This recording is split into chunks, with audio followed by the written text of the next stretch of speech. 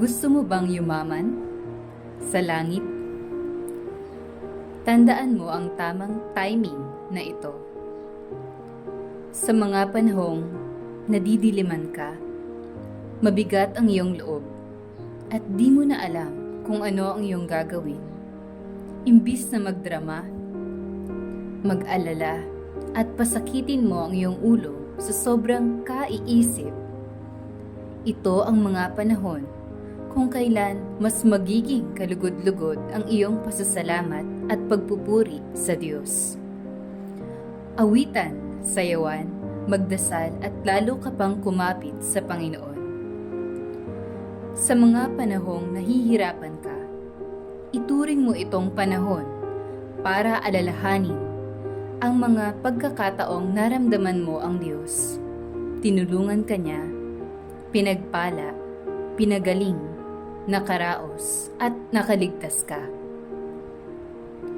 Ang problema sa ating mga tao, kapag may problema tayo at humihingi ng tulong, makailang beses tayong tumatawag sa Panginoon. Ngunit kapag nagkaroon ng milagro o pagpapala, napakasaglit lamang ng nilalaan nating minuto para magpasalamat at pagmunian ang mga mabubuting pangyayari at milagrong ito. Tularan natin ang Inang Maria na sa kabila ng paghilab ng kanyang tiyan, manganganak na lang, problema pa ang paghahanap ng matutuluyan. At nang makasapit sa sabsaban, hindi niya kinwestiyon ang Diyos. Ni hindi nagreklamo, bagkus nagpuri at nagpasalamat pa rin.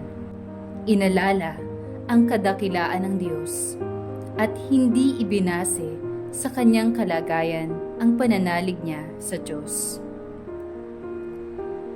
Naway, tulad ng Inang Maria, matutunan natin ang patuloy na magpuri, magpasalamat at manalig sa Diyos, anuman ang ating pinagdaraanang suliranin sa buhay.